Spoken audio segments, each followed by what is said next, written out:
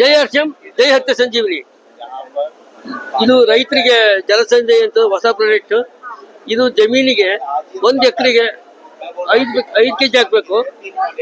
ಅದೇ 1 ಎಕರೆಗೆ dry ಲ್ಯಾಂಡ್ಗೆ 5 KG ಹಾಕ್ಬೇಕು. ಹಾಕೋದು ಏನ್ ಪ್ರಯೋಜನಪ್ಪ ಅಂತಂದ್ರೆ, ಇಲ್ಲಿ ಉದಾಹರಣೆ ಇದೆ. ಇದು ಜಲಸಂಜಯ್ ಹಾಕಿದ್ದು 100 ಗ್ರಾಮ್ ಮಣ್ಣು, ಇದಕ್ಕೆ 250 ml ನೀರ್ ಹಾಕಿದೆ. ಇಲ್ಲಿ ನೀರೆಲ್ಲ ಒಳಗಡೆ ಎಲ್ಲ ಕುಡಿದಿದೆ. ಅದೇ ರೀತಿ ಇದಕ್ಕೂ ಸಹ 100 ml ಹಾಕೈತಿ. ಜಲಸಂಜಯ್ ಹಾಕಿಲ್ಲ, ನೀರ್ ಆಗದೆ ತರ ಇದೆ. ಇದನ್ನ ಹಾಕೋದು ಏನ್ ಪ್ರಯೋಜನಪ್ಪ ಅಂದ್ರೆ, ಭೂಮಿ ಒಳಗೆ ನೀರು ಒಳಗೆ ಸೇರುತ್ತೆ, 8 ಅಡಿ ಒಳಗೆ ಹೋಗುತ್ತೆ. ಅವಾಗ ಭೂಮಿ ಹಗರಾಗತ್ತೆ. ಭೂಮಿ ಹಗರಾಗೋದ್ರಿಂದ ಬೆಳೆಗಳು ಚೆನ್ನಾಗಿ ಬರ್ತತಿ. ಆಮೇಲೆ ಬಿಳಿ ರೂಟ್ಗಳು ಜಾಸ್ತಿಯಾಗಿ ಗಿಡ, ಅಡಿಕೆ ಹಳ್ಳೆ ಉದ್ರಲ್ಲ, ತೆಂಗು ಆದ್ರೂ ಅಷ್ಟೇ. ಆಮೇಲೆ ಅಕಸ್ಮಾತ್ ಮಳೆ ಕಡಿಮೆ ಆದ್ರೆ ರೈತರಿಗೆ ಲಾಭ ಆಗುತ್ತೆ. ಇನ್ನೊಂದು ಏನಪ್ಪಾ ಅಂದ್ರೆ, ಅಡಿಕೆ ನೀರ್ ಬಿಡೋದು 8 ದಿವಸಕ್ಕೆ ಬಿಡೋದು 10 ದಿವಸಕ್ಕೆ ನೀರ್ ಬಿಡಬಹುದು.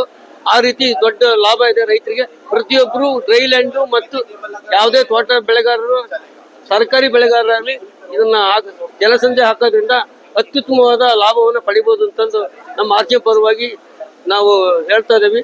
ದಯವಿಟ್ಟು ಪ್ರತಿಯೊಬ್ಬರು ಈ ವೈಜ್ಞಾನಿಕ, ಇದು ಜಪಾನಿಂದ ಇದರಿಂದ ಟೆಕ್ನಾಲಜಿಯಿಂದ ಮಾಡಿರೋಂಥ ಪ್ರಾಡಕ್ಟ್ ಇದು.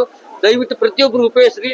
ಮತ್ತು ರೈತರು ಸಾಲದಿಂದ ಮುಕ್ತರಾಗಿ ದೇಶಕ್ಕೆ ಅನ್ನ ಕೊಡುವಂತ ರೈತರು ಇನ್ನೂ ದೊಡ್ಡ ಮಟ್ಟದಲ್ಲಿ ಬೆಳೀಲಿ ಅಂತ ಹೇಳ್ತಾ, ಜೈ ಹರ್ಷಂ ಜೈ ಹರ್ಷ ಸಂಜೀವಿ.